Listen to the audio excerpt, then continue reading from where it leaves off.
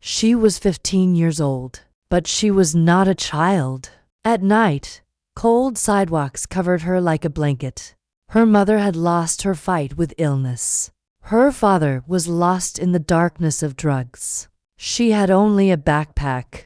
Inside were a few books, a broken pencil, and hope to survive. But she could not even imagine studying at Harvard one day. This is the true story of a young girl who achieved the impossible. 1980, New York. Liz was born in a small apartment. Her mother was always sick and weak. Her father was a drug addict. There was no food at home.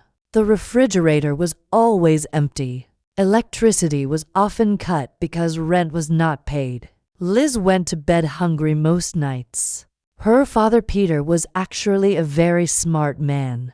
He had studied psychology, but he was addicted. There were all of Shakespeare's works at home, but they had forgotten even the smell of bread. Liz started school when she was 5, but she could not go regularly. Her clothes were dirty, torn. Her hair had not been washed for days.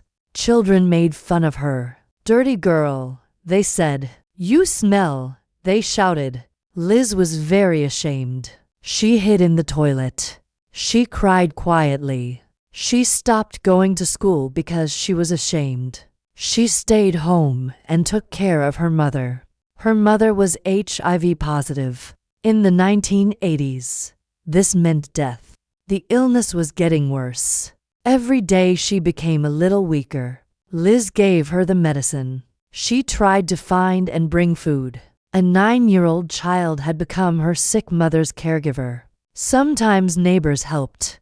They brought some old clothes and a few plates of food. But most of the time Liz was alone. She searched for food in the garbage. She collected leftover food behind restaurants. Hunger was stronger than everything. Days passed. Liz's life was a routine. Wake up in the morning. Check on mother. Give her medicine. Look for food. Come home in the evening. Sit next to mother. Read books. From the books her father Peter had left, her mother listened with her eyes closed. Maybe she understood. Maybe she didn't.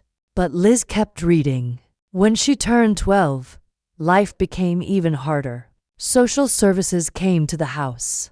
"These children cannot live here," they said. Her sister Lisa was given to a foster family. Liz did not want to leave her mother. She ran away from home. She started living on the streets. She stayed at friends' houses. Sometimes she slept on benches in Central Park. She made newspaper pages into blankets.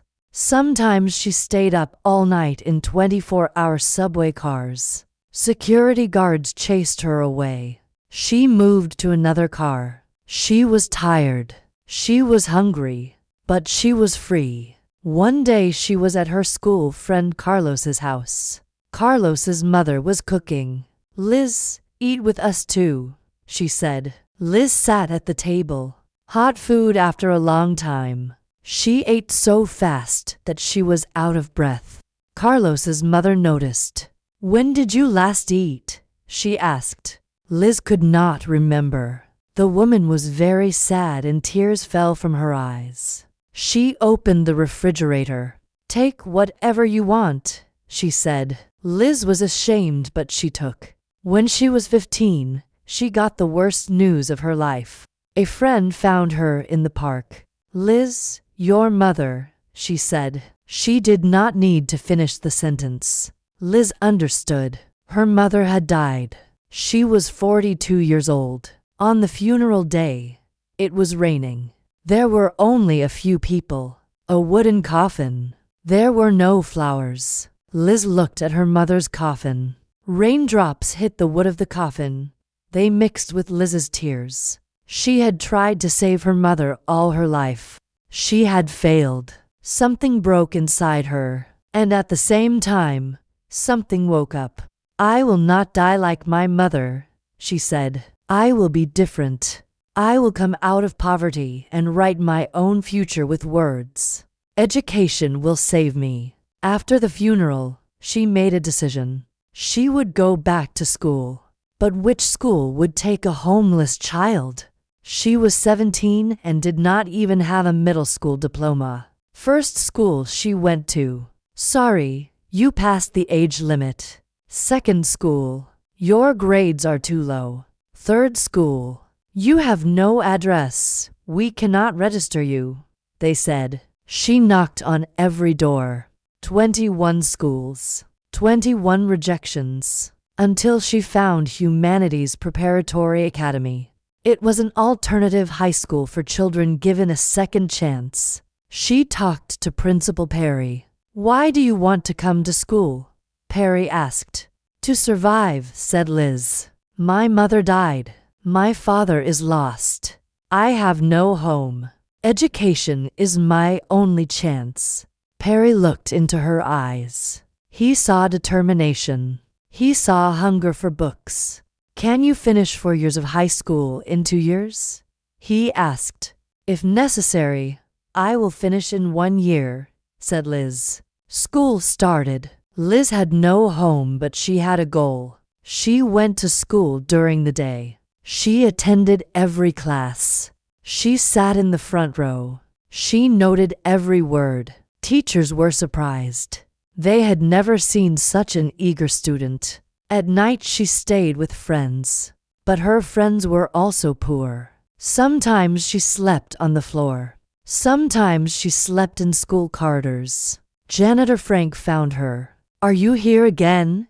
He said. He quietly left a blanket. Liz woke up early in the morning.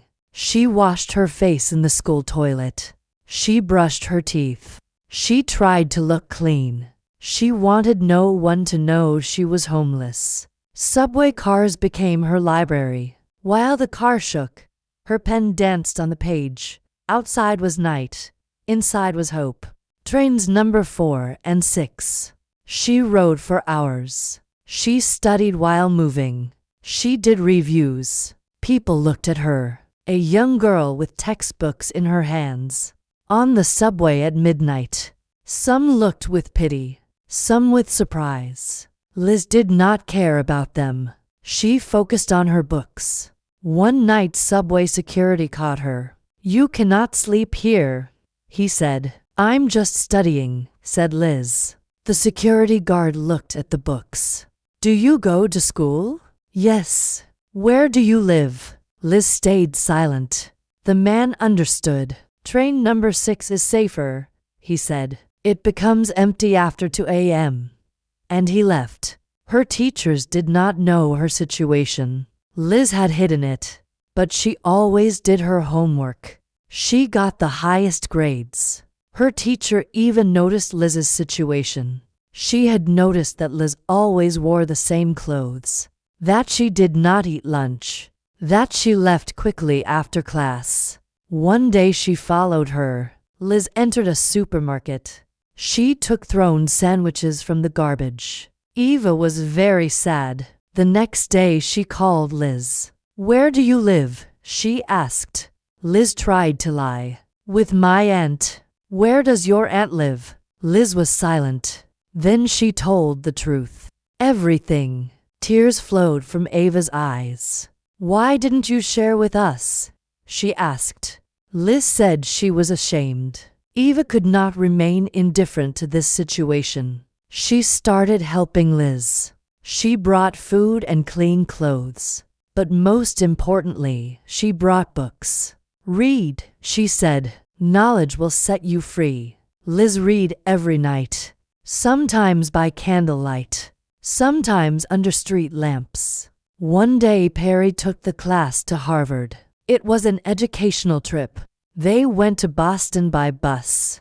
Liz was leaving her city for the first time. When she saw Harvard campus, she was enchanted.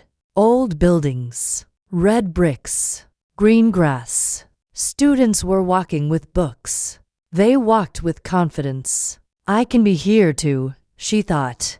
Homeless girl dreaming of Harvard. Everyone who heard would laugh at this thought. But Liz did not care. That day she swore, I will study here. After returning to school, she worked even harder.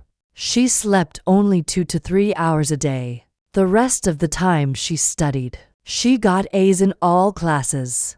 Teachers could not believe it.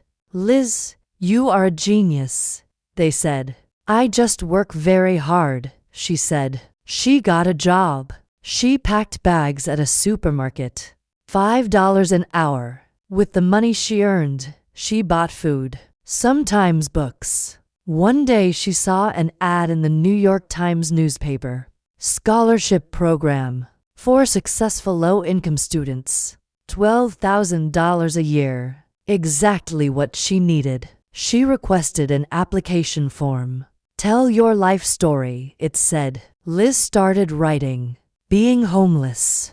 Her mother's death. Studying in subway cars. Hunger. But also her hope. Her dreams. Harvard. She wrote 10 pages with tears. She mailed it. Months later a letter came. From the New York Times. She opened the letter with trembling hands. The words looked blurry through her tears, but one sentence was clear. "Congratulations. You have won the New York Times scholarship.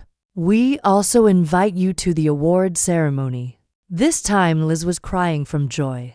For the first time in her life, someone had believed in her. She thought for a moment about the award ceremony. Liz had only one proper dress. She had borrowed it from a friend. When she entered the hall, everyone looked at her. They asked her to give a speech. She told her story. The hall was crying. They gave a standing ovation. The New York Times editor came to her. "Will you apply to Harvard?" he asked. "Yes," said Liz. "I will write you a reference," he said. The Harvard application was difficult. Forms, tests. Liz wrote everything in the library. The public library became her office. She learned to use a computer there. She sent her application and waited. She checked the mailbox every day. She was staying at a friend's house at that time. In April, the letter came. Thick envelope. Harvard University was written on it. She could not open it right away. Her hands were shaking. She took a deep breath. She opened it. "Congratulations. You have been accepted to Harvard University." Liz had succeeded. The homeless girl was going to Harvard. September 2000. Liz Murray was entering through Harvard's gate. She had no suitcase, just a backpack. She settled into her dorm room. For the first time she had her own bed. For the first time she had a key. For the first time she had a home, a room she could lock. Her roommate came from a rich family. Classes started. It was hard. Other students came from prep schools. They talked about vacations, yacht trips. Liz listened quietly, but she shone in classes. Professors loved her. Her determination, hard work, curiosity. She always asked questions. Why? How? What if it were like this? She graduated in 2009 in clinical psychology. Her father Peter came to the graduation ceremony. He was clean and sober now. He was proud. They both cried. From that dark apartment in New York to Harvard, the impossible journey was complete. Today Liz Murray is 44 years old. Motivational speaker. Her book Breaking Night became a bestseller. Her life became the subject of movies. She inspires thousands of young people. She tells them, where you come from doesn't matter. Where you go matters. Life may have given you bad cards, but how you play the game is up to you. That girl who studied in subway cars. That child who slept in parks. She graduated from Harvard because one day she decided, I will be different. And she was. Now it's your turn. Watch this video again. Stop at every sentence and repeat. Liz chose to be different. You can choose to. Take your first step today, because you are the only person who will write your story. I share new inspiring stories every week. Don't forget to like the video and subscribe to the channel.